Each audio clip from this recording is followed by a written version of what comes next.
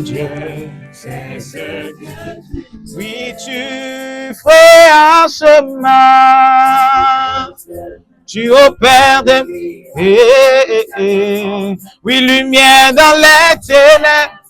Est-ce que quelqu'un peut commencer à invoquer Jésus? Est-ce que quelqu'un peut commencer à invoquer Jésus? Tu ferais un chemin. Tu ferais un chemin dans ma vie. Tu ferais un chemin en ces lieux. Tu es le Dieu qui tient tes promesses. Oh Dieu, c'est ce que tu es. Oui, tu ferais un chemin. Oh, oh, lumière dans les ténèbres.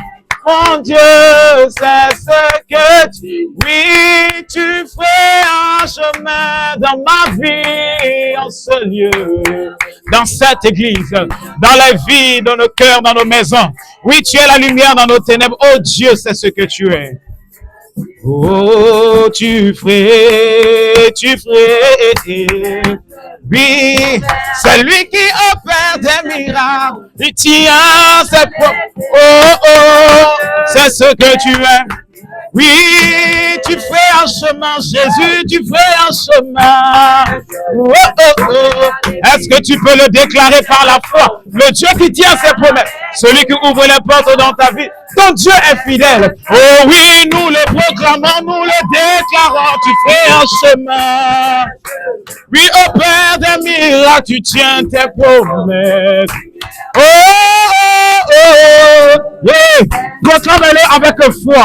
Déclare-le avec foi. Il est le Dieu qui ferait un chemin. Peu importe les choses qui étaient fermées dans ta vie. Peu importe ce qui était bloqué. Tu le proclames et tu le déclares. Mon Dieu, c'est ce que tu fais un chemin. Déclare-le, proclame-le que cela soit une réalité. Jésus, dans les ténèbres, mon Dieu, c'est ce que tu fais un chemin, Oh Père, tu tiens tes promesses, lumière dans l'air. Oh oui, mon Dieu, c'est ce que... Est-ce que nous pouvons le dire? Mon Dieu, c'est ce que... Oui, c'est ce que tu es. Dans nos familles, tu es le Dieu véritable. En ce lieu, tu es le Seigneur des Seigneurs. Tu es le roi de toute gloire. Le Dieu qui opère des merveilles. Le Dieu qui guérit. Je parle de Jésus, le Dieu de la Bible. Celui qui relève le pauvre. Celui qui guérit les cœurs brisés. Celui qui relève. Celui qui fortifie. Celui qui établit son règne. Celui qui détruit les œuvres des ténèbres, Jésus le Christ. Aucune puissance ne peut résister devant son nom. Aucun nom ne peut résister devant le nom de Jésus. Il a reçu le nom. Oh! Oui, c'est ce que... Aïe, aïe, aïe, je croyais que tu allais mieux faire que ça. Ce que... Oh oui,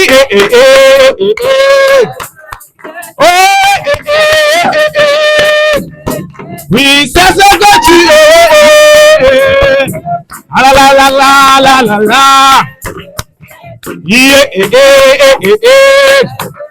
Est-ce que tu peux acclamer, pousser des cris de joie afin que le règne de Dieu soit établi?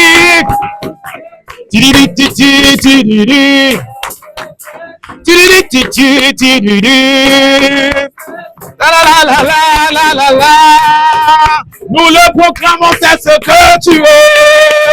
Je parle de Jésus. Je parle de Jésus. Je parle de Jésus. Je parle de Jésus, Jésus. Oui, Jésus, Jésus. Oui, Jésus, Jésus. Nous t'invoquons en ces lieux. Nous invoquons ton règne. Nous invoquons le règne de Dieu. Nous invoquons la présence de Dieu. Nous invoquons le règne de l'Esprit. L'Esprit de vérité. L'Esprit de vie. L'Esprit de grâce. L'Esprit de toute puissance. Jésus, celui qui était, qui est et qui vient. Je parle de Jésus, Jésus. Oui, Jésus, Jésus. Jésus le Christ, le ressuscité du troisième jour. Celui en qui nous avons placé nos foi et notre espérance. La Bible déclare la pierre que les bâtisseurs ont rejetée est devenue la principale de l'angle. Jésus le Christ qui te relève dans ta faiblesse. Jésus le Christ qui opère au-delà de ce que les hommes peuvent faire. Il est le même hier, aujourd'hui et éternellement. Il n'a pas changé. Je parle de ce Jésus auprès de qui j'ai consacré ma vie. Je parle de ce Jésus auprès de qui nous avons fait allégeance. Celui qui a sauvé nos cœurs. Celui qui nous a délivrés de nos addictions. Celui qui nous a libérés. Jésus, le Dieu de la Bible, est réel. C'est ce Jésus que nous contemplons. Nous contemplons sa gloire comme dans un miroir. Et nous sommes transformés à son image de gloire en gloire. Réalise la présence de Dieu. Je parle de Jésus le Christ. Le seul homme Dieu qui a marché sur la terre des hommes. Il est venu comme une faible plante. Il n'avait ni beauté ni éclat pour attirer les regards. Mais c'est de nos iniquités qu'il s'est chargé. Je parle de ce Jésus qui a pris tes fautes sur lui à la croix de Golgotha. Ce Jésus qui nous a attirés divinement en ces lieux. Le Dieu de la Bible. Il est vrai, il est réel. Ce n'est pas de la philosophie, mais c'est une expérience. C'est une expérience de vie. Jésus, tu es Seigneur. Nous croyons qu'il est venu sur la terre des hommes comme l'agneau pour ôter le péché du monde. Quand Jean l'a vu, Jean a dit, voici l'agneau qui ôte le péché du monde. Il a guéri des malades, il a ressuscité des morts. Oui, je le crois. Et nous croyons qu'il est mort à la croix pour nous. L'agneau qu'on mène à la boucherie n'a pas dit un mot. Ce Jésus a porté sur lui tes rejets, tes blessures, tes fardeaux, tes peines, tes douleurs, ta maladie, ta souffrance, ton péché, ton iniquité, la séparation avec Dieu. Il a tout porté sur lui à la croix. Oui, je le crois. Et il est mort en disant, Eli, Eli, lama sabachthani. Mon Dieu, pourquoi m'as-tu abandonné? C'est la seule fois où il appelle Dieu, Dieu, où il appelle le Père par Dieu. Toute sa vie sur la terre, il a dit, mon Père, mon Père. Mais ce jour, parce qu'il venait de se séparer avec le Père pour que toi tu sois réconcilié avec lui, il a dit, mon Dieu, pourquoi m'as-tu abandonné? Les gens pensaient que l'histoire était terminée. On l'a enterré dans le tombeau avec des bandits.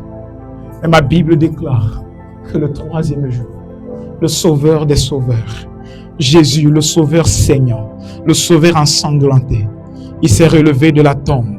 Parce qu'il est ressuscité, je vis. Parce qu'il est ressuscité, tu vis. Parce qu'il est ressuscité, nous avons la vie. Parce qu'il est ressuscité, Satan ne peut nous détruire. Parce qu'il est ressuscité, les démons ne peuvent rien contre nous. Parce qu'il est ressuscité, cette église tiendra. Parce qu'il est ressuscité, l'œuvre de nos mains prospérera. Parce qu'il est ressuscité, nos âmes prospéreront. Parce qu'il est ressuscité, nos vies seront consacrées à lui. Parce qu'il est ressuscité, nous sommes plus que vainqueurs. Paul pouvait le dire. Nous sommes plus que vainqueurs par Christ qui nous a aimés. Le voilà ressuscité des tombes. Il se présente à ses apôtres, il leur montre les clous, il leur montre les trous dans ses mains. Il dit, je suis ressuscité. La Bible déclare que 3 jours, il a fait 40 jours avec les apôtres et il a été glorifié dans les cieux. Les apôtres avaient le regard fixé vers le ciel, ils voyaient leur maître partir. Ils voyaient celui qui a marché avec eux pendant 3 ans partir. Ils voyaient celui qui était les consolations partir. Ils voyaient celui qui multipliait le pain, ils mangeaient partir. Ils voyaient celui qui les enseignait jour et nuit partir. Ils voyaient celui qui était leur appui, leur forteresse partir. Ils ont commencé à avoir le cœur trouble. Ils ont commencé à se poser des questions. Que ferions-nous si Jésus, tu n'es pas là? Où serions-nous si Jésus, tu n'es pas là? Comment nous allons y arriver si Jésus, tu n'es pas là? Et pendant que leur regard était rivé vers le ciel, ils ont vu 2 anges qui sont venus, qui les ont dit, hommes de Galilée, qu'est-ce qu'il vous avait dit? Ce Jésus que vous avez vu partir reviendra un jour. Il ne vous a pas abandonné, au contraire, il a préparé le meilleur pour vous. Il ne vous a pas délaissé, au contraire, il a préparé un plan merveilleux pour toi. Ne pense pas que Jésus t'a laissé, ne pense pas que Jésus t'a délaissé, ne pense pas qu'il t'a abandonné, ne pense pas qu'il est allé loin de toi. Ce Jésus que tu as vu est réel. Ils ont dit, retournez à Jérusalem, faites ce qu'il vous a dit. Les apôtres sont partis se réunir. Ils étaient au nombre de 120. Pendant 10 jours, il ne cessait que de prier. Il ne cessait que de prier. Et ma Bible déclare qu'un jour, tout à coup, il y a eu un tremblement de terre dans le lieu où ils étaient. Pendant qu'ils étaient en train de prier dans la communion fraternelle, pendant qu'ils étaient en train de faire une prière d'ensemble, pas une prière individuelle, non, il y a la prière individuelle qui est importante, mais aussi il y a la prière d'ensemble. Dieu ne veut pas que tu combattes tes batailles seul, il veut que tu sois entouré. Pendant qu'ils étaient ensemble, les apôtres étaient en train de prier, ils étaient là, Pierre était là ce jour, je pouvais voir Jean, je pouvais voir Barthélemy, oui, Jacques était là, oui, les fils de Zébédée étaient là, oui, la Bible même déclare que les femmes étaient là, Marie, sa mère, était là, Marie de Magdala était là, oui, elles étaient toutes là, en train de prier, et tout à coup, le Saint-Esprit, le glorieux Saint-Esprit, le glorieux Saint-Esprit, le glorieux Saint-Esprit, le précieux Saint-Esprit, je l'appelle mon avantage, je l'appelle mon aide, je l'appelle mon soutien, je l'appelle ma forteresse. Le glorieux Saint-Esprit est descendu. Et la prophétie de Joël a été accomplie. Le reblascova, dans les temps de la fin, je répandrai mon esprit sur toute chair. Vos fils et vos filles prophétiseront. Vos jeunes gens auront des visions et vos vieillards auront des songes. Le Saint-Esprit qui est le consolateur par excellence. Le Saint-Esprit est descendu. Et la vie des apôtres n'a plus été la même. Tu ne peux pas vivre cette vie chrétienne sans le Saint-Esprit. Tu ne peux pas marcher dans les voies du Père sans le Saint-Esprit. Tu ne peux accomplir les plans du Père sans le Saint-Esprit. Et l'Esprit est descendu. L'Esprit a été répandu. On a vu des personnes qui étaient peureuses, qui se sont tenues zèles au prix de leur vie. Ils ont parlé de Jésus, au prix de leur vie. Et une fois, je disais au Seigneur, au prix de ma vie, que des âmes soient sauvées. Au prix de ma vie, que des cœurs soient transformés. Au prix de ma vie, mes blessures, Seigneur, sont mes armes. Oh, par ces meurtrissures, nous sommes guéris. Oui, par mes blessures, plusieurs seront guéris. Par ces meurtrissures, nous sommes délivrés. Au prix de ma vie, que Jésus soit connu de mon entourage. Au prix de ma vie, que Jésus soit démontré dans ma génération. Au prix de ma vie, que Jésus soit vu et reconnu. Pierre a prêché ce Jésus, qu'il avait régné hier. Pierre ne pensait pas que Jésus pouvait miser sur lui. Quand Pierre a regardé sa vie, il dit non, tu ne peux pas miser sur quelqu'un comme moi. Combien de fois j'ai dit à Dieu, Père, je crois que tu t'es trompé de personne. Tu ne devais pas miser sur moi. Tu ne devais pas miser, non, il ne devait pas miser sur moi. Il ne devait pas miser sur moi. Quand je regardais à ma condition, non, qu'est-ce qu'il a vu en moi pour me choisir? Peut-être tu te poses la question, qu'est-ce qu'il a vu en toi? Il y a ce Pierre qu'il avait régné hier. J'ai dit, Seigneur, moi qui te régnais, moi qui te fuyais, moi qui vivais dans le péché, moi qui baignais dans mon sang, moi qui étais très loin de toi, ce Jésus, il a misé sur toi, il t'a choisi par amour. Il t'a choisi parce qu'il t'aime. Il t'a choisi non pas à cause de ta beauté ni de ton apparence, mais il t'a choisi parce qu'il sait. Il sait. Et s'il investit en toi, tu pourras gagner plusieurs. Il n'a pas regardé à qui tu étais, mais il a regardé en ce que lui-même il a en lui avant de te créer.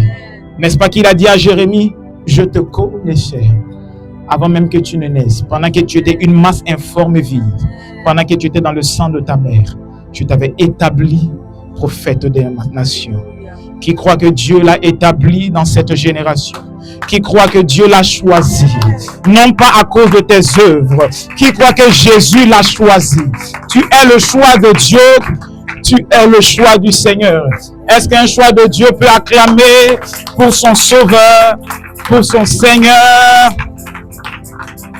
Avant de t'asseoir, dis à quelqu'un, dis à 2, 3 personnes, tu es le choix de Dieu. Est-ce que tu peux le dire à quelqu'un, à un frère ce matin, qu'il est le choix de Dieu? Alléluia. Salue ton voisin, salue quelqu'un ce matin que tu n'as pas salué et dis-lui, tu es le choix de Dieu. Je te salue, toi qui es à distanciel, tu es le choix de Dieu. Tu es le choix de Dieu. Priez-lui, que le Seigneur te bénisse.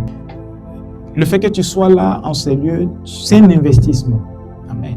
Tu es en train d'investir sur ta foi, sur ta relation avec Dieu. Ce matin, j'étais sur le statut de quelqu'un, j'ai vu quelque chose qui m'a interpellé. La personne disait que... La personne était en train de parler de Job. Vous savez, Job était un homme qui craignait Dieu. Job craignait vraiment Dieu. La Bible déclare que Job faisait des sacrifices pour ses enfants, pour sa maison. Quand ses fils faisaient une fête, faisaient, je ne sais pas, des soirées, aujourd'hui c'est ce qu'on peut appeler, à l'époque aussi ça existait. Ce qui est, a été. Alléluia. Les fils de Job faisaient des soirées, des fêtes, et la Bible déclare que quand ils revenaient de ces fêtes, Job faisait des sacrifices. Parce qu'il se disait, certainement ils ont péché. Certainement ils ont eu à faire des choses qui ont déshonoré Dieu. Donc Job faisait des sacrifices pour ses fils, pour ses enfants. Il priait pour eux. Il faisait beaucoup de choses pour eux. Mais est-ce que vous savez que quand le malheur est arrivé, tous ses enfants sont morts. Toute sa famille est morte. Lui seul est resté. C'est là que j'ai compris que le plus important, c'est ta relation avec Dieu. Beaucoup de personnes peuvent prier pour toi, mais quand le malheur vient, c'est ta relation avec Dieu qui va te tenir. Qu'est-ce qui a fait que Job n'est pas mort? Parce qu'il avait une relation avec Dieu. Qu'est-ce qui a fait que Job n'a pas péri? Parce qu'il avait une relation avec Dieu. Ses enfants ont péri, même s'ils avaient un père qui priait pour eux. Même s'ils avaient un papa qui les soutenait dans la prière. Oh, viens, je vais prier pour toi. On t'impose les mains, tu tombes, tu te relèves, on t'impose les pieds. Souvent, quand la main n'arrive pas, on impose les pieds. On prie pour toi, on t'exhorte, on t'encourage. Mais cela ne va pas t'aider quand la tribulation viendra. Ce qui va t'aider, c'est ta relation personnelle avec Dieu. Job est resté parce qu'il avait une relation avec Dieu. Alléluia. Alors, le fait que tu es là, tu es en train d'investir en toi, dans ta relation avec Dieu. Quand le jour mauvais viendra, tu pourras tenir divinement. Je crois que toi, tu n'es pas quelqu'un qui abandonne facilement. Quand je te regarde, tu ne ressens pas quelqu'un qui abandonne facilement. Tu as le front dur. Amen. Est-ce qu'il y a des gens qui ont le front dur ici? On est debout, on va lire la parole de Dieu. Ce n'est pas ce que je veux partager ce matin. J'ai un autre message. Gloire à Jésus. Je suis dans 1 Samuel chapitre 17. On va lire du verset 33, verset 35. Ensuite, on va lire d'autres passages, mais étant assis. 1 Samuel chapitre 17, verset 33 à 35. Je lis la parole de Dieu. Est-ce qu'on est ensemble? On va lire du verset 36. 33 plutôt. 33 à 35. C'est mieux qu'on puisse lire jusqu'à 37. 33 à 37. Je lis la parole de Dieu. Saül dit à David, tu ne peux pas aller te battre avec ce Philistin, car tu es un enfant. Il est un homme de guerre dès sa jeunesse. David dit à Saül, ton serviteur faisait paître les brebis de son père. Et quand un lion ou un ours venait en enlever une du troupeau, je courais après lui. Je le frappais et j'arrachais la brebis de sa gueule. S'il se dressait contre moi, je le saisissais par la gorge, je le frappais et je le tuais. Verset 36. C'est ainsi que ton serviteur a terrassé le lion et l'ours, et il en sera du Philistin de ce teint circoncis, comme de l'un d'eux, car il a insulté l'armée du Dieu vivant. Verset 37. David dit encore, l'Éternel qui m'a délivré de la griffe du lion et de la patte de l'ours me délivrera aussi de la main de ce Philistin. Et Saül dit à David, va et que l'Éternel soit avec toi. Est-ce que tu peux dire à une personne, va et que l'Éternel soit avec toi? Tu n'as pas dit, tu as dit au voisin de derrière, je parle du voisin à ta gauche, sois avec toi. Alléluia, tu peux t'asseoir royalement sur ton trône parce que tu es un roi et une reine dans la maison de Dieu. Gloire à Jésus.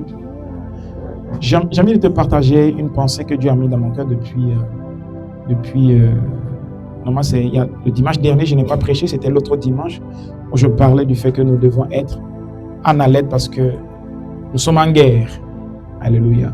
Le jour où tu as accepté Jésus-Christ, indirectement, si on ne t'avait pas dit, je te le dis aujourd'hui, tu venais de t'engager dans une bataille. Alléluia. Peut-être on t'avait menti, c'était un piège. Dis à ton voisin, on t'a eu. On t'a eu. On ne t'a pas dit ça quand on te disait d'accepter Jésus.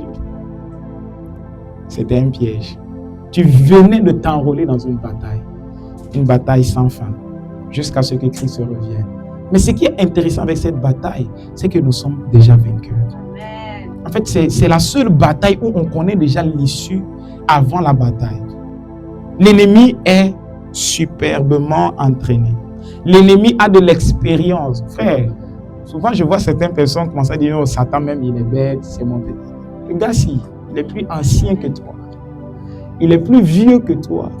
Depuis Éden, il existait. Il a vu des géants passer. Il a terrassé des géants. Je ne suis pas en train de faire l'apologie de Satan. Mais c'est quand même un ennemi. Alléluia. Mais ce qui est merveilleux, c'est que Jésus l'a déjà vaincu. C'est un ennemi déjà vaincu. Mais il a de l'expérience. Voilà pourquoi la Bible déclare que nous n'ignorons pas ses desseins. Le problème de nous les chrétiens, c'est que nous sommes ignorants. Ignorants de qui nous sommes et de qui est notre ennemi. Vous savez, il y a quelqu'un qui, Sun Tzu, dans l'art de la guerre, c'est un ancien livre qui existe. Il parle de certaines stratégies de la guerre. La première stratégie dans la guerre, dans une bataille, c'est connaître son ennemi et se connaître soi-même. Si tu ne connais pas ton ennemi, si tu ne te connais pas, tu as déjà perdu la bataille. Il ne suffit pas de te connaître. Il faut aussi connaître l'ennemi. Souvent dans l'église, nous sommes, soit on se connaît, on ne connaît pas notre ennemi, soit on connaît trop notre ennemi et on ne se connaît pas.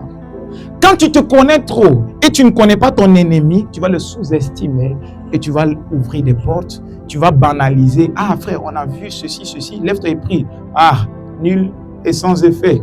Tu dors, l'ennemi va te détruire. Tu te connais, tu sais que celui qui est en toi est plus fort. Tu sais que tu es fils du roi de Dieu. Tu sais que tu es plus que vainqueur. Tu sais que tu as l'onction et l'autorité de Christ en toi. Que Satan et le monde ne peuvent rien te faire. Oui, tu connais ça. Mais tu sais aussi que Satan est rusé.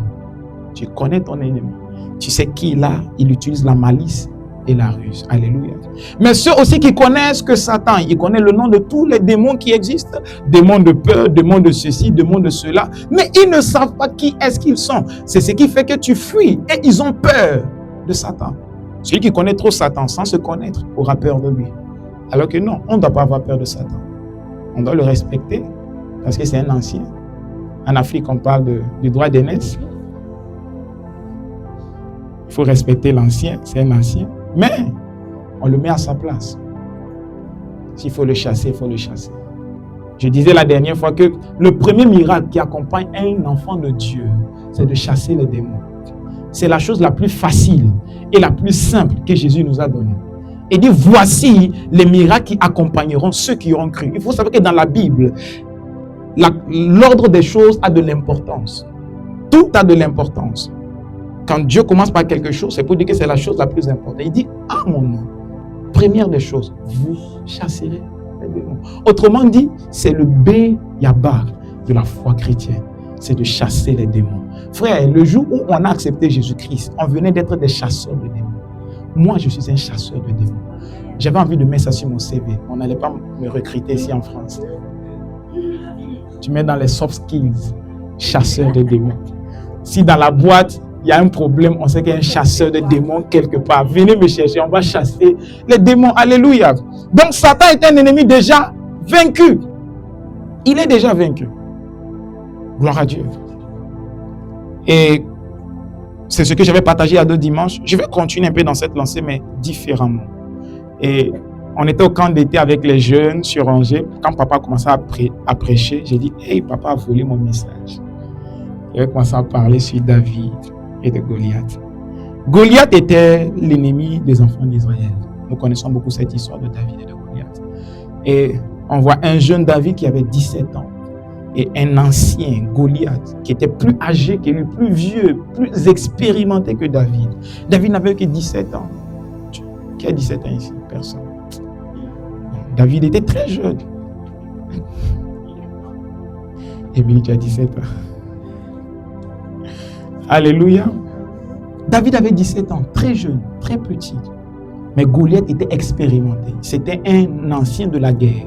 On ne sait pas combien de batailles Goliath a mené. Il a certainement mené beaucoup de batailles. Beaucoup de batailles. La Bible déclare que Goliath avait 3 mètres. C'est pas 2, c'est 3 mètres. Géant, gros. On dit que son âme, c'est plusieurs personnes qui portaient son épée. une seule personne ne pouvait pas porter l'épée de Goliath. Goliath était géant, disons, sa cuirasse. Goliath avait une puissance et une grande expérience. Et un petit morpion, David, minuscule, 17 ans, qui n'avait que 5 pierres et sa fronde. Frère, tu viens juste avec une pierre, des pierres, et quelqu'un qui a l'épée, qui a la cuirasse, qui a beaucoup d'armure. Aux yeux des hommes, la victoire était déjà connue. Goliath avait vaincu. Aux yeux, quand on regarde humainement parlant, non, il n'y a pas match. Mais ce petit David a fait de l'exploit, car l'Éternel était avec lui. Alléluia. Mon partage de ce matin, c'est les batailles silencieuses du plan de Dieu. Les batailles silencieuses du plan de Dieu. Vous savez, on a l'impression que la victoire que David a eue sur Goliath, c'était la seule victoire. C'était la seule fois où il avait combattu. Mais David lui-même le dit. Il dit, l'Éternel qui m'a délivré de la griffe du lion. Ah, c'est des choses que les gens ne savaient pas. David, tu as combattu avec le lion. Oui, j'ai combattu avec le lion. Celui qui m'a délivré de la patte de l'ours. David, tu as combattu avec l'ours. Oui, j'ai combattu avec l'ours. Mais c'était des batailles que personne ne voyait. Quand David luttait avec le lion, quand il faisait paître les brebis de son père. Quand David luttait avec l'ours, pendant qu'il faisait paître les brebis de son père, personne n'était là. Il était seul avec Dieu. Et il a vécu ces batailles seul, à seul, avec le Seigneur. Et le jour où il apparaît, les gens le voient, les gens le méprisent. Les gens ne savent pas que c'est un guerrier. Quelqu'un dans la forêt, il a lutté. C'était ces batailles silencieuses. Les batailles silencieuses du plan de Dieu. David a combattu dans la forêt, dans le désert. Ce qui fait que quand il était face à Goliath, les gens pensaient qu'il n'était pas expérimenté. Ah, il avait de l'expérience. Parce qu'il avait combattu dans le secret. Alléluia. Les batailles silencieuses, ce sont ces choses que tu affrontes quand personne n'a les regards sur toi. Les batailles silencieuses, ce sont ces choses avec lesquelles tu as lutté pendant peut-être des années et personne ne te voyait. Les batailles silencieuses, c'est cette amertume que tu transportes pendant des années. Les batailles silencieuses, c'est cette dépression qui a voulu te faire partir, mais qui n'a pas eu raison sur toi parce que tu l'as vaincu. Les batailles silencieuses, c'est ce péché qui devait détruire ta jeunesse, mais tu as eu raison sur ça. Les batailles silencieuses, c'est quand la mort était venue à ta porte, mais la mort n'a pas pu ravir ton âme. Tu as vaincu la mort dans le secret. Personne n'était là. Tu étais seul, couché sur ton lit et avec le Seigneur.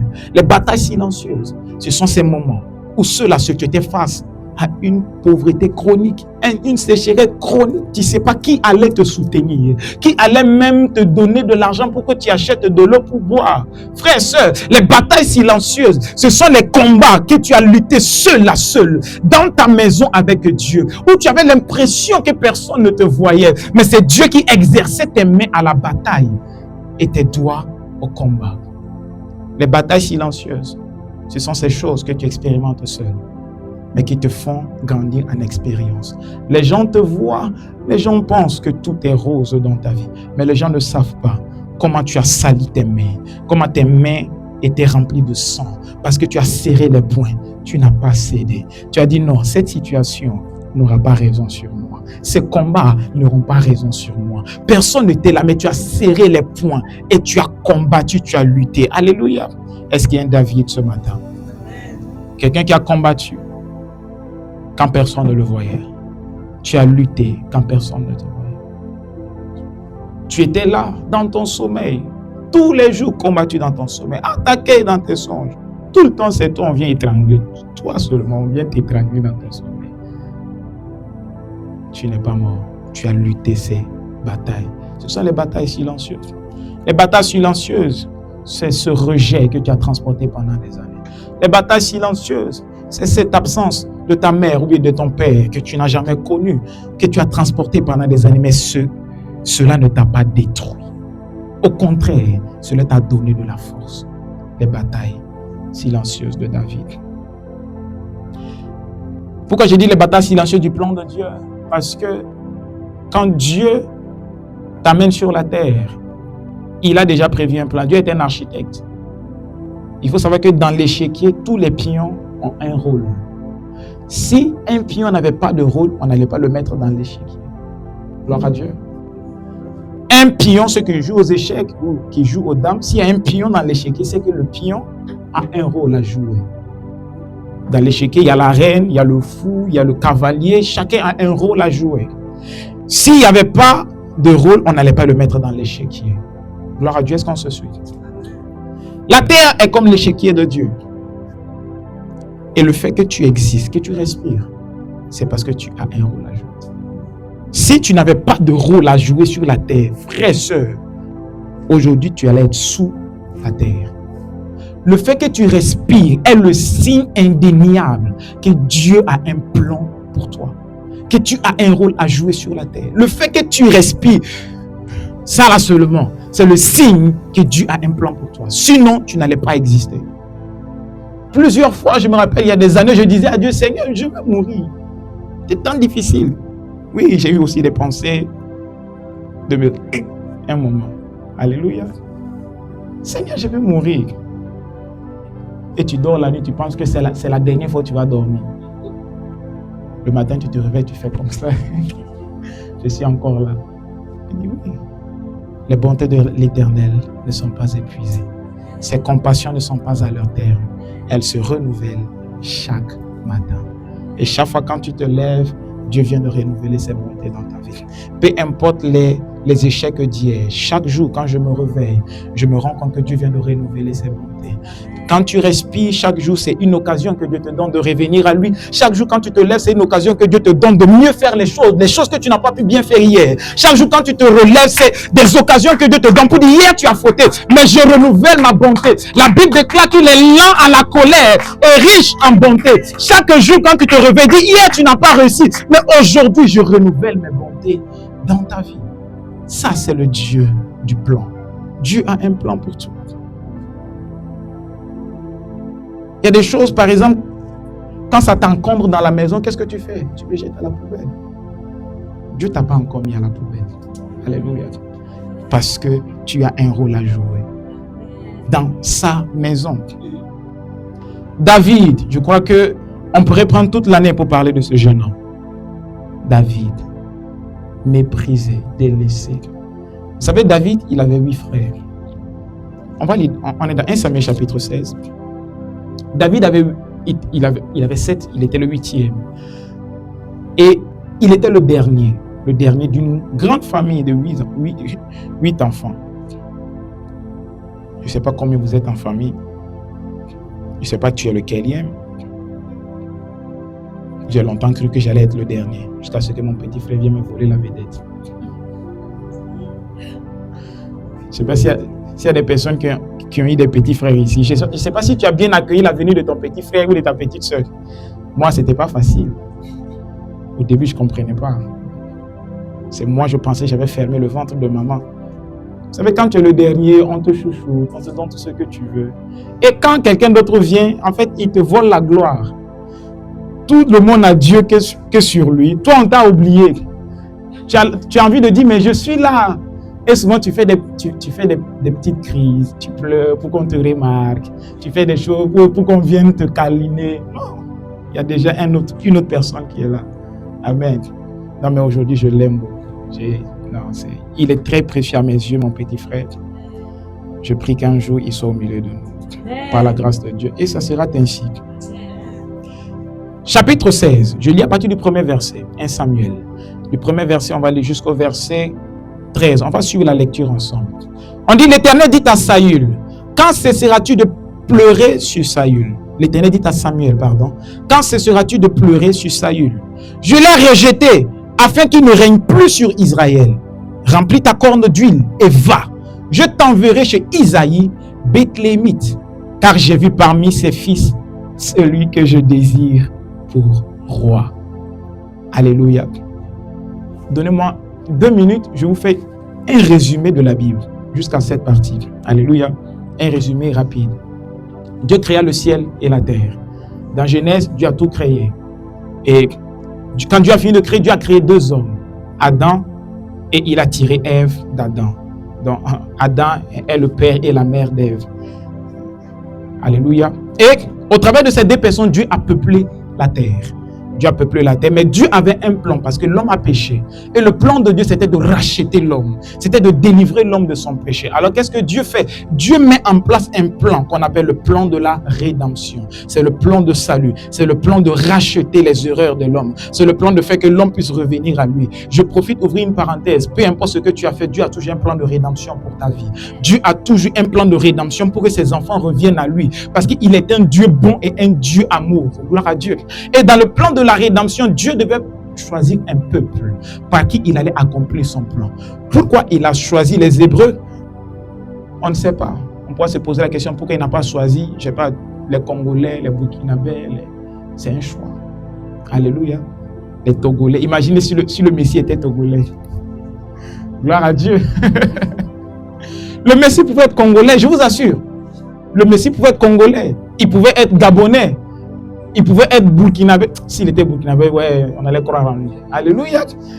Le Messie pouvait être français. Mais il est venu des Juifs. C'est un choix de Dieu. Si Dieu avait choisi un Congolais, les autres aussi allaient dire pourquoi c'est un Congolais. S'il avait choisi un Togolais, les gens allaient dire pourquoi c'est un Togolais. On dit pourquoi il est venu des Hébreux. C'est le choix de Dieu. Il devait faire un choix et il a choisi selon le conseil de sa propre volonté. Quand on dit Dieu choisit selon le conseil de sa propre volonté, c'est que Dieu s'est assis avec lui-même. Et il a décidé. Il a fait un conseil avec lui-même. Dieu est un conseil. Dieu est pluri. Bref. Et quand Dieu choisit, il choisit un homme qui a eu la foi, qui s'appelait Abraham. Abraham a eu la foi parce que Dieu lui a dit, quitte la maison de ton père et va dans un pays que je te donnerai. Abraham n'a rien vu, il a cru. Il a commencé à marcher. Et Abraham a eu un fils qu'il appelait Isaac, le fils de la promesse. Après Isaac, Jacob est né. Jacob a eu les 12 enfants d'Israël. Alléluia. Si ton voisin dort, réveille-le, dis, voisin, lève-toi et écoute le message. Amen. J'ai parlé à quelqu'un, la personne a entendu. Et les 12 tribus d'Israël sont venues. Ils ont commencé à former un peuple. Ils ont fait 400 ans d'esclavage en Égypte. Avec, nous connaissons l'histoire de Joseph, 400 ans esclaves. Et Dieu suscite quelqu'un pour les délivrer. Il suscite Moïse. Moïse vient les faire sortir de l'esclavage pour les amener dans une terre promise. Et quand ils arrivent à Canaan, Josué les fait entrer à Canaan et ils commencent maintenant à être un peuple. Israël maintenant devient un peuple qu'on appelle les enfants de Jacob. Mais pendant ce temps, il n'y avait pas de roi en Israël. C'est des personnes qu'on appelait des juges. C'est juste des personnes qui avaient des capacités surnaturelles que Dieu utilisait pour régler certains problèmes de société. Mais il n'avait pas de roi. Il y a eu plusieurs juges. Et le dernier juge s'appelait Samuel, qui était aussi prophète. Et pendant ce temps, Israël commence à dire, nous voulons un roi, comme les autres peuples. Les autres ont des rois, pourquoi nous on n'a pas de roi? Nous aussi on veut un roi. Les autres ont ceci, pourquoi moi j'ai pas ceci? Moi aussi je veux cela. Toi, tu n'es pas comme tout le monde. C'est pas parce que les autres ont un roi, toi, tu dois aussi avoir un roi. Alléluia. Arrêtons de nous comparer aux autres. C'est ce qui a été le problème des enfants d'Israël. Ils se sont longtemps comparés aux autres. Et ils ont demandé un roi. Vous savez, quand Israël a demandé un roi, c'est Dieu qui a choisi Saül. Parce que Dieu, c'est vrai, le peuple a choisi Saül, mais c'était le choix de Dieu avec son sceau sur Saül. Et Saül a été roi pendant un moment donné, jusqu'à ce que Saül a désobéi. Comme Saül a désobéi, Dieu a remplacé. Alléluia. Vous savez, Dieu peut choisir quelqu'un. Dieu peut établir quelqu'un. Mais Dieu sait aussi remplacer. Ce n'est pas parce que Dieu a remplacé Saül que Saül n'était pas le plan de Dieu. Il a juste trouvé quelqu'un selon son cœur. Saül pouvait être quelqu'un sur le cœur de Dieu s'il avait travaillé sur lui-même. Alléluia. Parce que Saül, il a désobéi à Dieu plusieurs fois. Voilà pourquoi Dieu l'a rejeté. Amen. Frères et sœurs, quand nous marchons avec Dieu, faisons attention sur notre marche. Dieu peut nous remplacer. Dieu peut nous remplacer. Dieu n'est jamais à court de personne pour accomplir sa volonté, pour accomplir son plan. Dieu n'a même pas besoin forcément de toi pour accomplir son plan dans ta vie. Tout ce dont il a besoin en toi, c'est juste ta foi et que tu l'obéisses. Et comme Saül a été rejeté, Samuel qui était prophète a commencé à prier, Seigneur, rétablis Saül s'il te plaît, rétablis-le dans la royauté. Dieu dit, je l'ai déjà rejeté. Mais lève-toi, va dans une maison, dans une famille, Va dans la famille, je ne sais pas, c'est dans la famille. Comment tu t'appelles? Ton nom de famille, c'est quoi? Va dans la famille Moussavou. J'ai trouvé quelqu'un selon mon cœur. Va dans la famille Dior. J'ai trouvé quelqu'un selon mon cœur. Va dans la famille Gauthier. J'ai trouvé quelqu'un selon mon cœur. Je ne sais pas quel est le nom de ta famille, mais Dieu a envoyé Samuel dans une famille pour aller choisir une autre personne à la place de Saül. Gloire à Dieu. Le fait que tu as accepté Jésus-Christ, c'est parce que Dieu t'avait choisi. Il t'avait vu. Et quand Samuel arrive, la Bible déclare que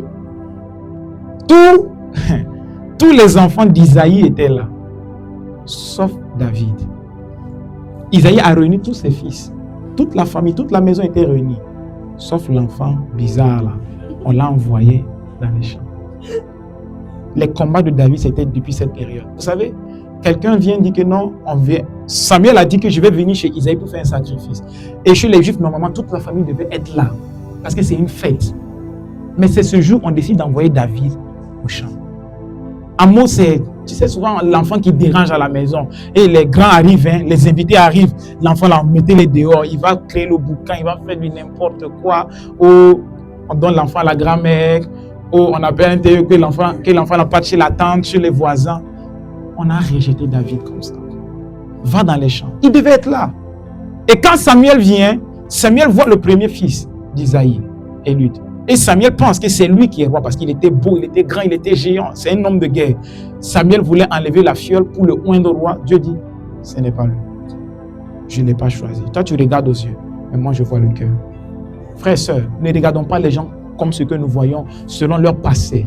Ne jugeons pas les gens selon leur passé et même selon ce que nous voyons aujourd'hui. Tu ne sais pas ce qu'il y a à l'intérieur de la personne. Je vous assure, tu ne connais pas ce qu'il y a à l'intérieur de la personne. Il y a des personnes qui luttent avec le monde. Il y a des personnes qui ont beaucoup de faiblesses, mais dans leur cœur, ils sont en train de soupirer à Dieu. Dans leur cœur, ces personnes sont en train de crier, Seigneur, qui peut me délivrer de cette corps de mort, comme le dit l'apôtre Paul? Qui peut me faire sortir de cette situation? La personne a un caractère étrange, mais tu ne sais pas que la personne est en train de pleurer dans la présence de Dieu. Père, je ne veux pas être comme ça. Je veux changer. La personne a le désir et le soupir d'être une nouvelle personne. Mais toi, tu peux remarquer ce que la personne manifeste et juger la personne. J'ai appris avec Dieu de ne jamais juger quelqu'un en fonction de ce que la personne me présente, mais de chercher qui est cette personne à l'intérieur. Parce qu'à l'intérieur, on a des personnes qui crient, qui soupirent, qui désirent, qui veulent changer, qui veulent aller à quelque chose de nouveau. N'est-ce pas que toi-même, prends même juste l'exemple sur toi. Il y a des caractères que tu avais. Et quand les gens te voient manifester ce caractère, on dit, mais toi aussi tu es tout le temps comme ça. Mais les gens ne savent pas les prières que tu fais seul dans la nuit. Où tu dis, Seigneur, je ne veux pas être comme ça. Je ne suis pas comme ça. Ce n'est pas ma nature, mais je ne sais pas. Comme Paul dit, le bien que je veux faire, je n'arrive pas. Je me retrouve à faire le mal que je ne veux pas. Mais dans la présence de Dieu, tu soupires à Dieu, tu cries à Dieu. Si toi c'est comme ça, pourquoi les autres, ça ne peut pas être pareil? Souvent, c'est ce qu'on oublie. On ne voit pas comment nous, on lutte pour changer. Mais on pense que les autres ne veulent pas. Non. Il y a certaines personnes réellement qui soupirent, qui veulent. Et quand ces personnes, quand le Saint-Esprit les rencontre, frère, le changement est radical. Le jour où quelqu'un qui soupire à Dieu, le Saint-Esprit vient te rencontrer avec sa puissance, la transformation peut être radicale. C'est juste une question de temps, le jour de la rencontre, où Dieu va les rencontrer. On met David dehors, va dans les champs, quitte la maison. Il y a les choses des grands qui doivent se faire dans cette maison. Toi, tu ne dois pas être là. Et on dit que quand Samuel voit le premier enfant, Dieu dit c'est pas lui. Il fait venir le deuxième, Dieu dit c'est pas lui. Le troisième, c'est pas lui. Quatrième, c'est pas lui. Et Samuel est fatigué. Cinquième, c'est pas lui. Mais c'est qui alors? Jusqu'au dernier, Samuel dit, ce n'est personne parmi eux. Et Samuel dit, tu es sûr? Parce que moi, Dieu m'a dit que de venir, je dois oindre un de tes fils. Mais tu m'as dit que c'est tous tes enfants. Tu es sûr? Soit c'est Dieu qui m'a menti, soit c'est toi qui me mens. Et nous savons que Dieu ne ment jamais. Frère et sœur, Dieu ne ment jamais. Dieu n'est pas un homme pour mentir. Quand Dieu dit quelque chose et la chose n'arrive pas, c'est les hommes qui ont menti, qui n'ont pas fait leur part de responsabilité. Et c'est là, Isaïe dit, en fait, il y a un petit là, c'est le dernier, tu sais, les enfants, oui, je l'ai envoyé dans les champs. Samuel dit, allez-y le chercher. Je ne ferai pas le sacrifice si il n'est pas là. Alléluia. On le voit ici, on dit, verset 11. Puis Samuel dit à Isaïe, sont-ce là tous tes fils?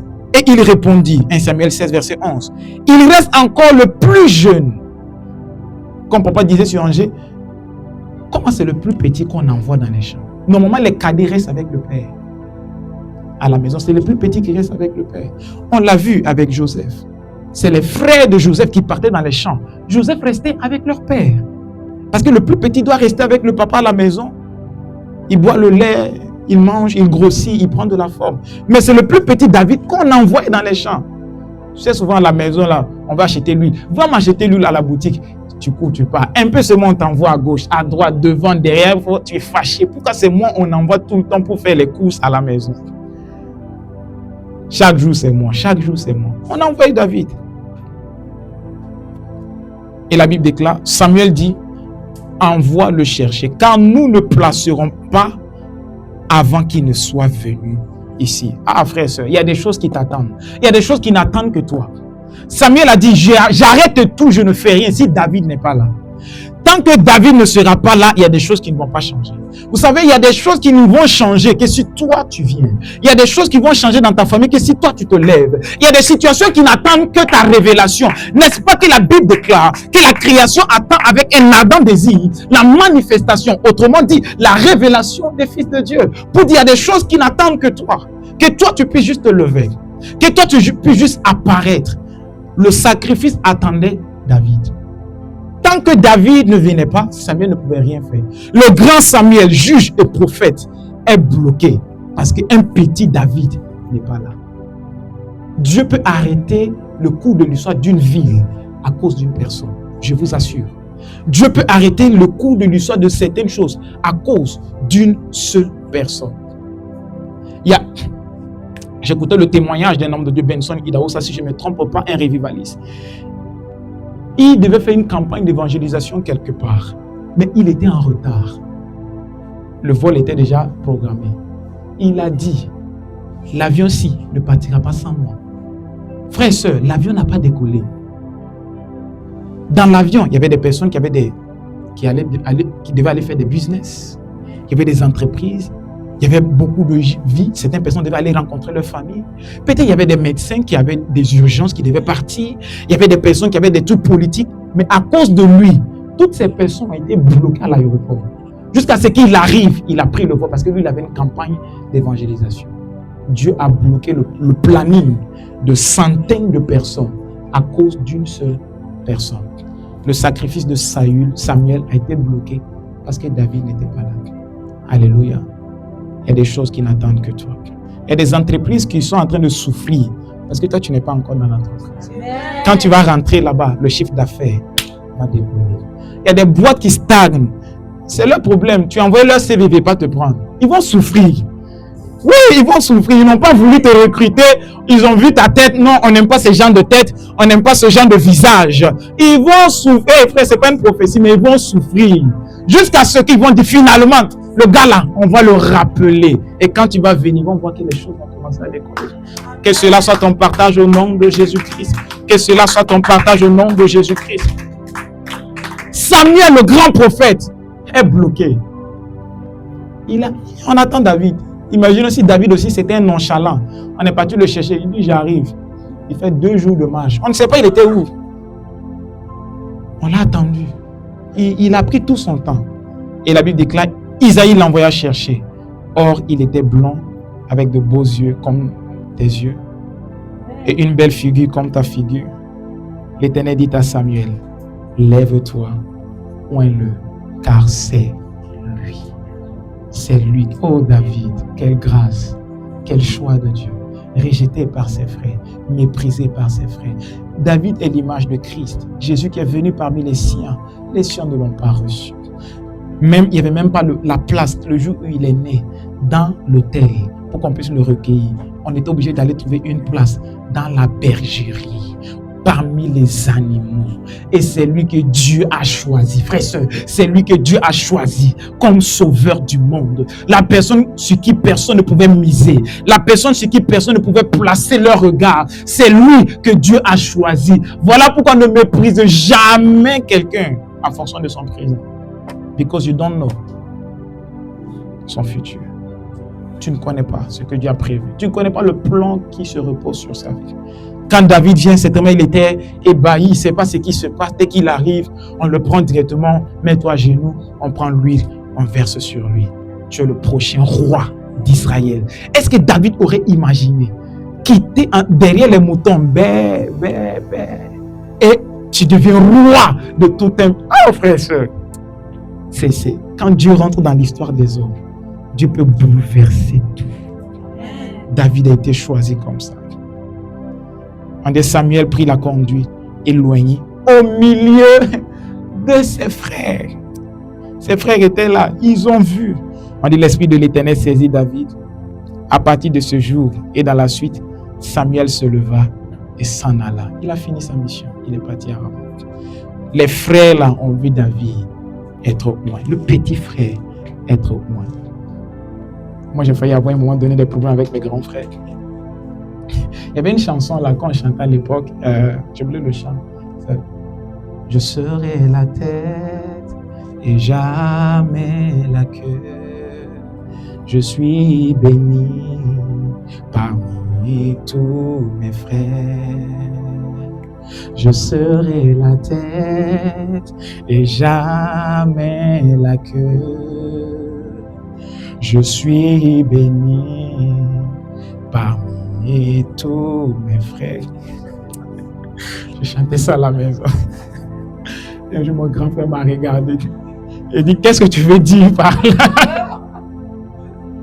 Et qu'est-ce que tu veux dire? Donc tu es béni parmi nous tous. Et il m'a dit ça, il dit, qu'est-ce que tu veux dire par là? Ah, l'audacité. Il dit, non, c'est pas moi, c'est le chant comme ça. Je suis béni. Et souvent, tu sais, quand tu chantes là, je suis béni parmi tous mes frères. Je serai la tête et jamais la queue. Ben, il dit, c'est toi, tu seras la tête et nous serons la queue. Toi, tu es béni parmi... Non, avec mes frères, on s'entend bien maintenant. On s'entend très bien. Alléluia. Que s'il y avait des problèmes entre toi et un membre de ta famille, que Dieu te réconcilie au nom de Jésus. Que Dieu rétablisse les relations entre frères, sœurs, pères, mères dans les maisons au nom de Jésus. Je le sens de le déclarer comme ça. Je le sens dans mon esprit au nom de Jésus-Christ. S'il y avait des divisions entre toi et un frère, entre toi et une sœur, entre toi et ta mère, entre toi et ton père, que Dieu rétablisse cette relation au nom de Jésus-Christ. Afin que tes frères soient là le jour où on versera l'huile sur ta tête. Amen.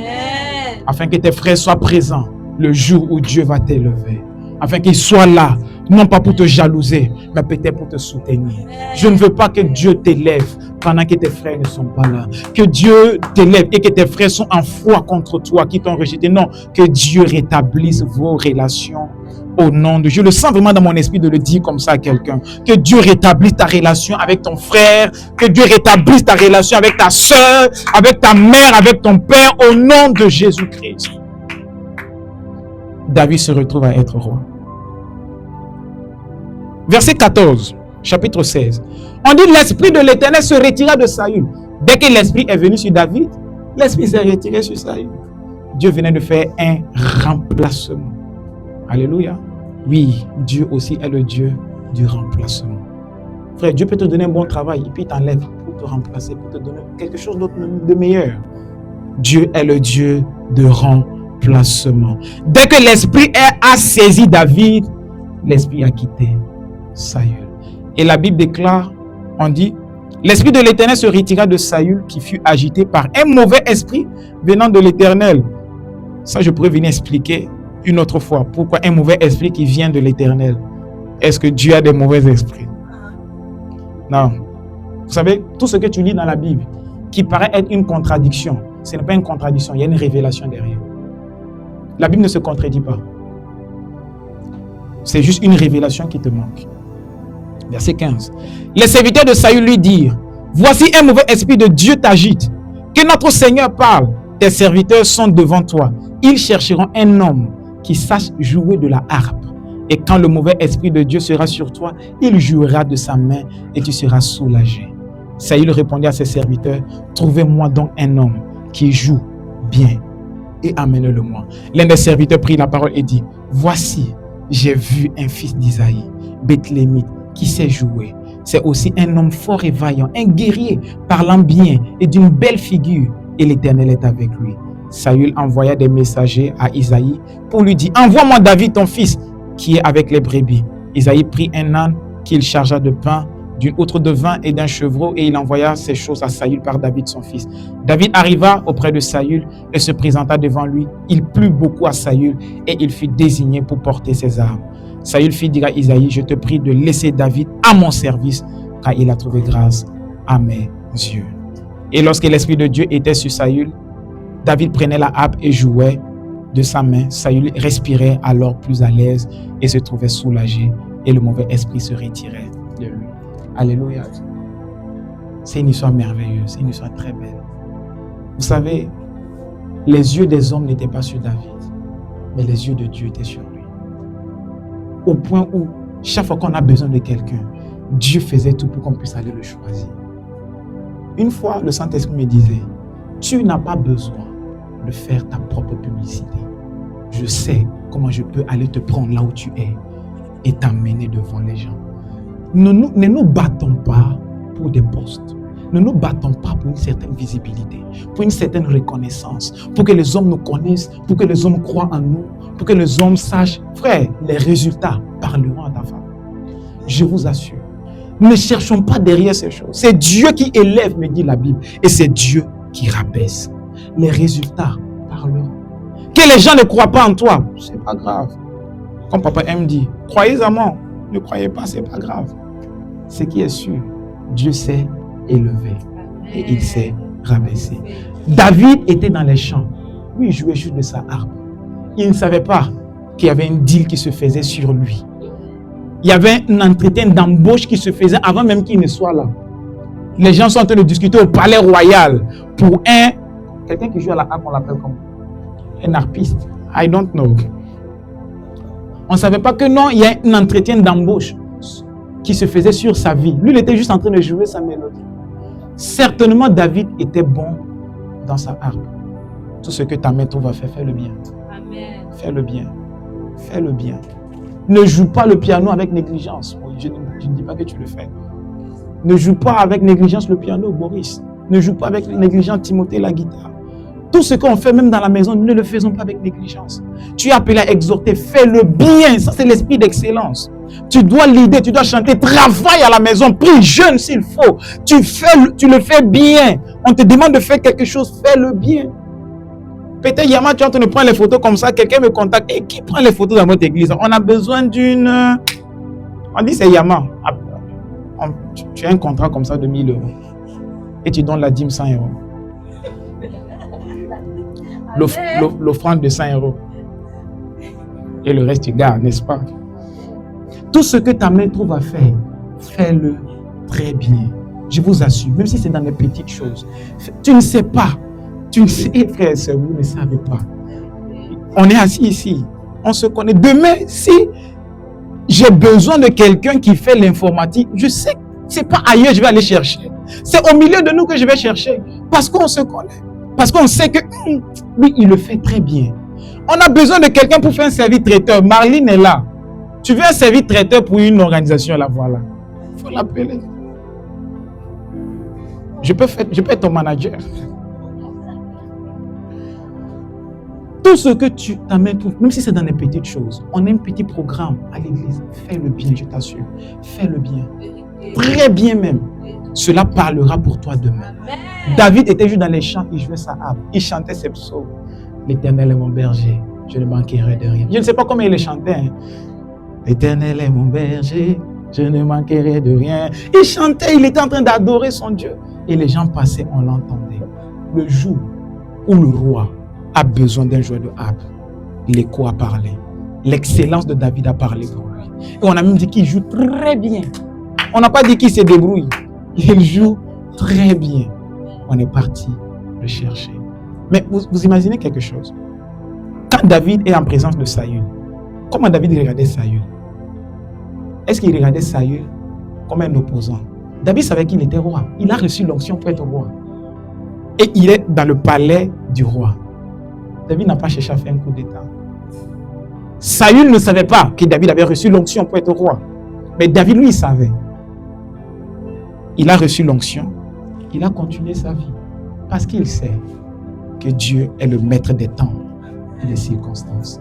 Il savait que là, ce n'est pas le moment. David a servi Saül, celui qui devait remplacer. Toute la vie de David, il a été loyal envers Saül. Frère, il n'y a pas d'élévation sans loyauté. Tu ne peux jamais être élevé dans un domaine si tu n'as jamais été loyal. Dieu élève les personnes qui sont loyales et fidèles. David était fidèle auprès de son père. Parce qu'à un moment donné, David appelait Saül mon père. Mais il savait que c'était lui le roi. Il savait que Dieu avait rejeté Saül. Mais il n'a pas méprisé. Si c'était nous aujourd'hui, les jeunes aujourd'hui, toi, grand comme Dieu t'a rejeté, c'est moi, donne-moi le poste. Descends, Dieu t'a oublié. Non, il est resté. Il a laissé Dieu faire toutes choses en son temps. Les batailles silencieuses de David. David a combattu avec le rejet. Il a combattu avec l'abandon, le mépris.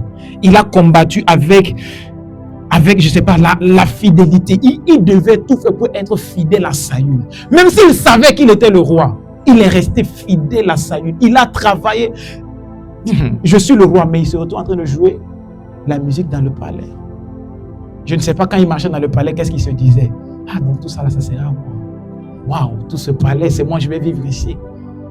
Mais cela n'a pas touché son cœur. Vous savez, c'est à cause de ça que Dieu l'avait choisi. David avait un cœur simple. Il avait un cœur simple. Il attendait juste le temps de Dieu. Même après toute cette histoire, quand David va tuer Goliath, dès que David finit de tuer Goliath, on va parler de ça peut-être un autre dimanche, le temps est déjà avancé. Quand David a tué Goliath, dès qu'ils ont fini la guerre, les femmes ont commencé à chanter. Ils ont fait un cantique. Ils ont commencé à chanter. David a tué, Saül a tué les 1000, David a tué les 10 000. Ils ont commencé à chanter derrière, en train d'acclamer. Et Saül a entendu ça. Pourquoi on dit David, le petit là, il a tué 10 000, moi on me donne 1000. Moi je suis le roi. Et la Bible dit que ce jour, Saül a eu de la haine pour David. Parce que les gens ont commencé à acclamer David. Waouh, c'est lui, il le fait bien. Imagine, on est là comme ça, il y a un nouveau pianiste qui vient à l'église. Il y a un nouveau pianiste qui vient à l'église. Et il commence à jouer le piano, tout le monde, waouh!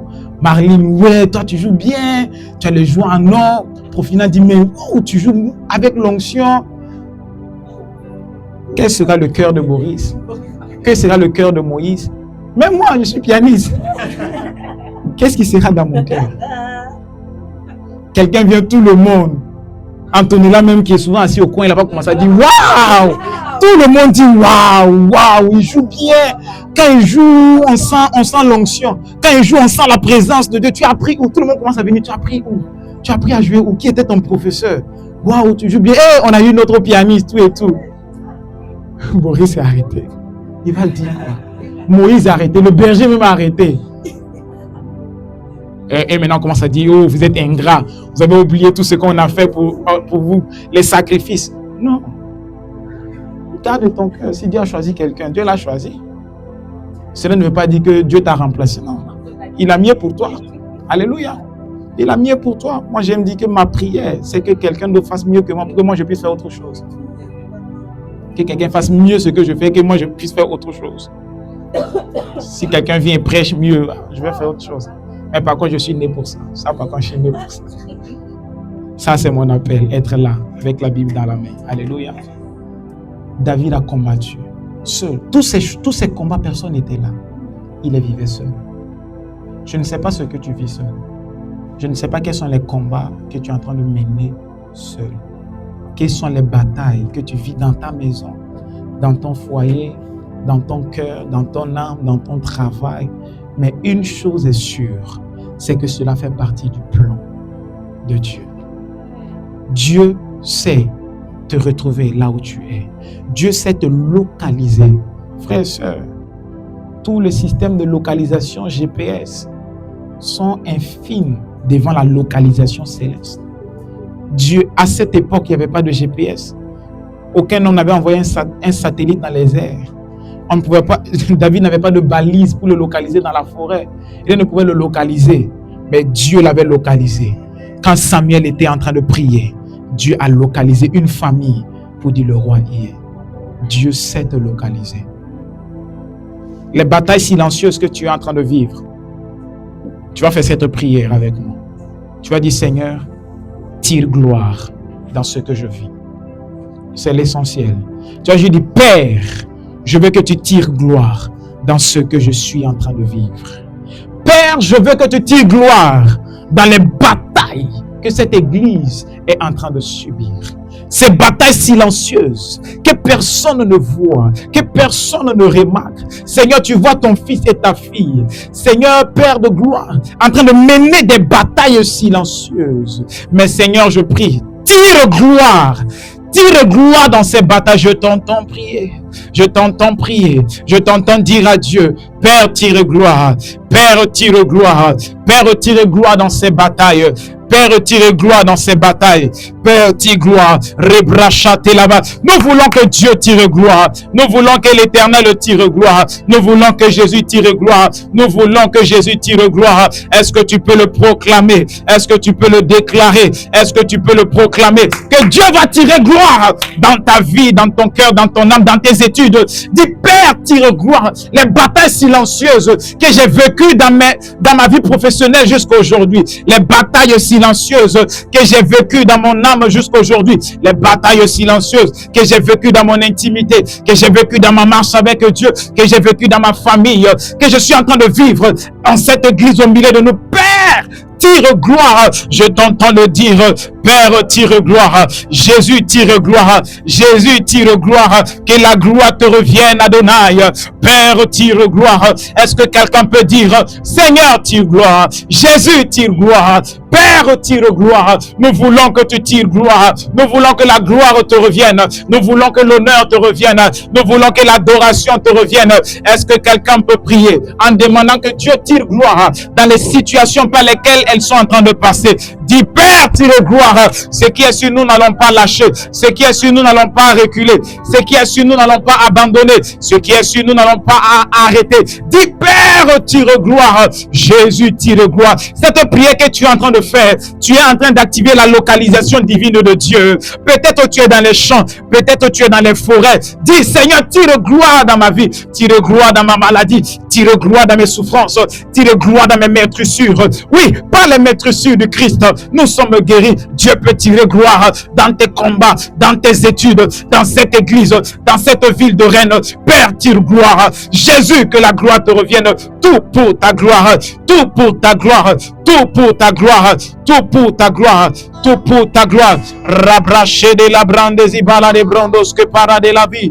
Père, tire gloire. Père, tire gloire. Père, tire gloire. Père, tire gloire. Si j'ai trouvé grâce à tes yeux, ne me prive pas ta gloire. Ne me prive pas ta gloire. Et si je suis ton bien-aimé, je suis ton bien-aimé, ne me prive pas, ne me prive pas, ne me prive pas ta gloire. Oh, si j'ai trouvé grâce à tes yeux, ne me prive pas ta gloire. Yeah. Ne me prive pas ta gloire. Et si je suis ton bien-aimé, bien-aimé, ne me prive pas. Ne me prive pas ta gloire. Oh, si j'ai trouvé grâce à tes, ne me prive pas. Ne me prive pas ta gloire. Oh, et si je suis ton bien-aimé, ne me prive pas ta gloire. Ne me prive pas ta gloire. Oh, et si je suis adorateur, je suis adorateur. Je suis un adorateur. Ne me prive pas, ne me prive pas.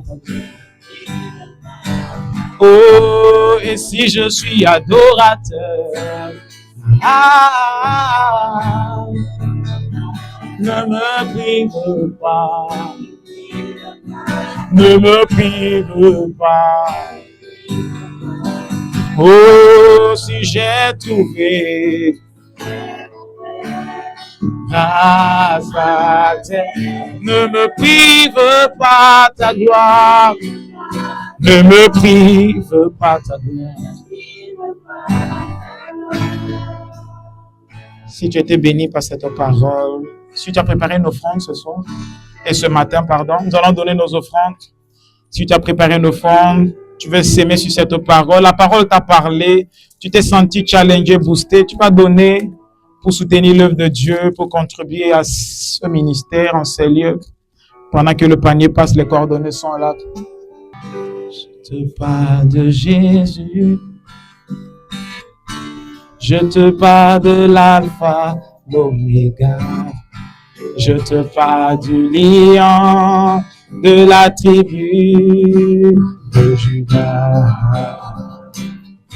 Je te parle de Jésus. Je te parle de l'alpha, l'oméga.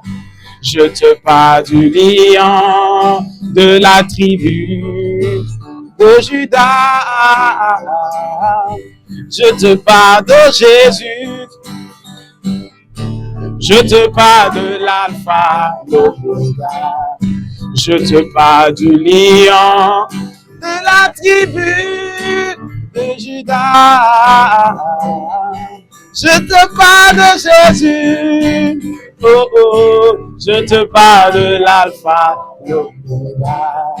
Je te parle du lion de la tribu de Judas. Femme qui saignait depuis 12 années, les années de sa vie, lorsqu'elle a rencontré Jésus, elle a été guérie. Jésus est puissant. Oh, il n'y a pas pareil, il n'y a pas pareil. Il est le lion, il est le lion de la tribu de Judas. Oh Jésus est puissant. Oh, il n'y a pas pareil. Il est le lion. Il est le lion. Il est le lion de la tribu de... Est-ce que nous pouvons louer Jésus? Jésus est puissant. Jésus est puissant. Oh, il n'y a pas pareil. Il est le lion. Il est le lion de la tribu de Judas.